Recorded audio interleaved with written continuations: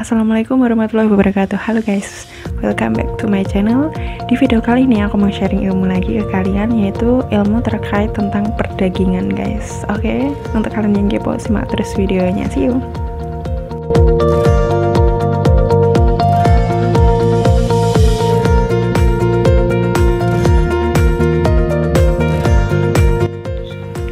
Oke teman-teman, nanti aku akan jelasin beberapa subbab atau beberapa bahasan yang akan aku bahas di video ini. Yang pertama aku akan bahas apa pengertian daging tersebut. Yang kedua aku akan jelaskan beberapa keanehan atau anomali yang terjadi di dalam daging. Yang ketiga adalah aku akan bahas salah dua dari keanehan atau anomali daging tersebut. Yang keempat aku akan jelasin ternak yang rentan terhadap hal keanehan tersebut atau anomali. Yang kelima adalah aku akan jelasin tentang tips and trick supaya daging yang kita konsumsi itu layak dan memenuhi standar. Oke, simak terus videonya, jangan lupa like, comment, dan subscribe. Oke, yang pertama adalah daging. Daging itu apa sih? Daging itu adalah bagian lunak dari hewan yang terbungkus oleh kulit, melekat pada tulang, yang biasanya dijadikan bahan makanan oleh manusia.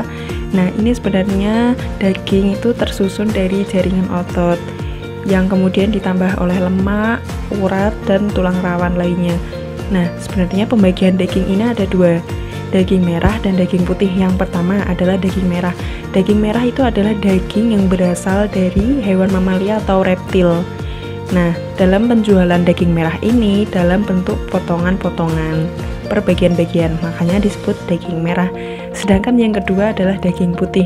Daging putih ini berasal dari ikan, hewan amfibi atau hewan-hewan laut, terus unggas kayak gitu. Itu termasuk daging putih seperti itu. Nah, nanti kita akan bahas dari salah satu daging, yaitu daging merah, yaitu daging sapi. Oke, yang kedua adalah anomali, terutama di anomali daging. Sebenarnya anomali itu apa sih? Anomali itu sebenarnya suatu ketidakwajaran atau keanehan yang terjadi pada daging. Nah, sebenarnya daging itu kan yang kita tahu bersama, daging itu kan kayak bentuknya merah, warnanya merah, terus bentuknya besar kayak gitu. Nah, sebenarnya itu juga terdapat beberapa daging yang mengalami anomali atau ketidakwajaran atau keanehan yang terjadi. Itunya nggak seperti biasanya, nggak seperti umumnya pada daging, maupun secara fisik ataupun secara mekanik.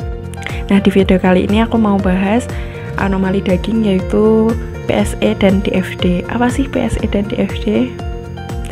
DFD itu adalah dry, firm, and dark, dan PSE adalah pale, soft, and exudative. Apa sih itu artinya, maknanya, dan maksudnya? Oke, yang selanjutnya aku akan bahas tentang daging DFD dan PSE. Nah, daging DFD itu singkatan dari dark, firm, and dry. Itu dagingnya berwarna gelap, bertekstur keras, dan kering. Nah, daging DFD ini dia itu mempunyai pH yang tinggi, relatif tinggi, dan juga memiliki daya ikat air yang tinggi. Maka dari itu kenapa daging DFD ini kering, karena daya ikat airnya yang tinggi. Entah air yang ada di dalam daging ataupun air yang ada di luar daging pada saat proses pemasakan atau pada saat proses pengolahan daging. Nah, sebenarnya pH-nya berapa sih antara DFD dan PSE? Nah, DFD sendiri pH-nya berkisar sekitar 6,5 sampai 6,8, itu 45 menit setelah pemotongan, dan dia akan relatif tinggi pH-nya sekitar 6,2 setelah pemotongan, setelah 12 sampai 42 jam. Oke, daging DFD. DFD itu dark, firm, and dry. Oke, daging ini berwarna gelap, bertekstur keras, dan kering. Daging ini memiliki daya ikat air yang tinggi, makanya daging ini cenderung kering, keras, kayak gitu.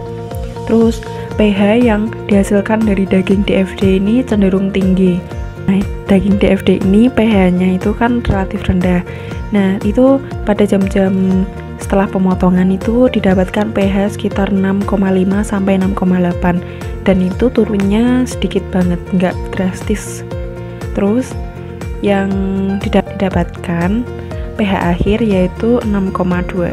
Nah, sebenarnya apa sih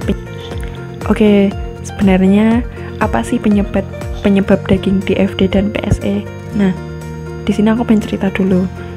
Sebenarnya saat ternak sebelum dipotong, saat dipotong dan setelah dipotong itu merupakan poin yang harus dianggap penting untuk kita yang pengen menyembelih atau pengen mendapatkan daging yang kualitasnya bagus. Nah, ternak stres pun itu sangat berpengaruh terhadap kualitas daging.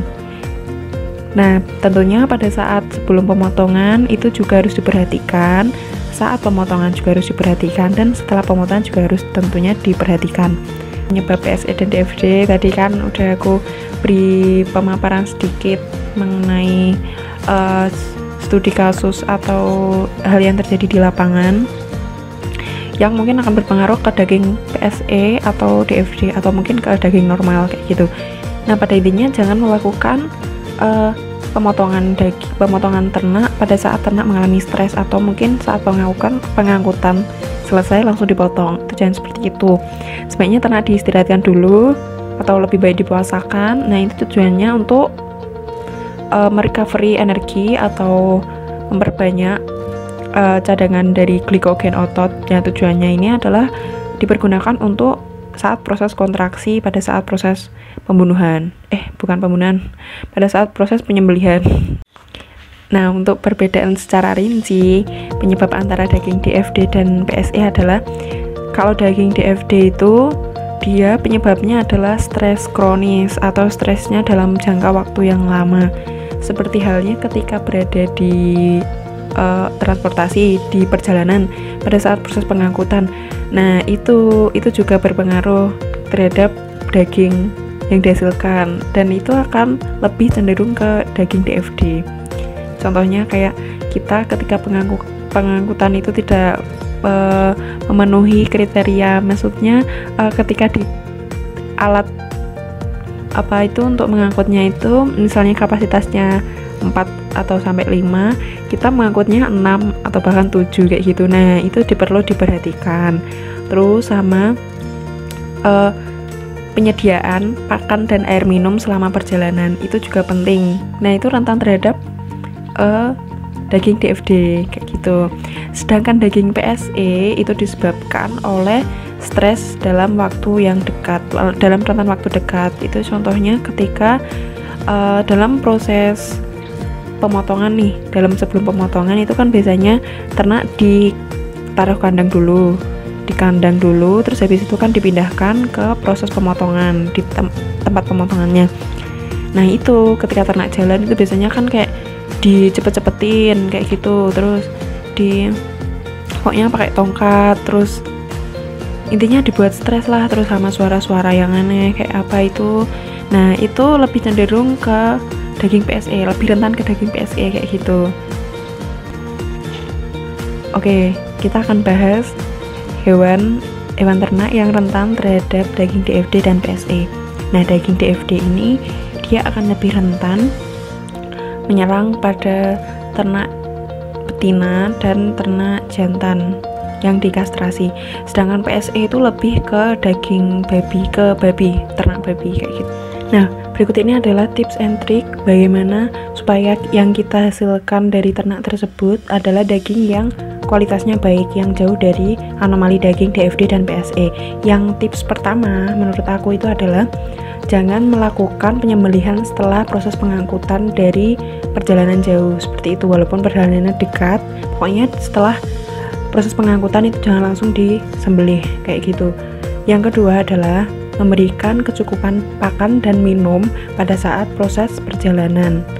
Yang ketiga adalah oke, sekian dulu video dari aku. Semoga sharing ilmu kali ini bermanfaat untuk kita semua. Dan kurang lebihnya aku mohon maaf dan semangat untuk kalian semua. See you. Jangan lupa like, comment, dan subscribe. Wassalamualaikum warahmatullahi wabarakatuh.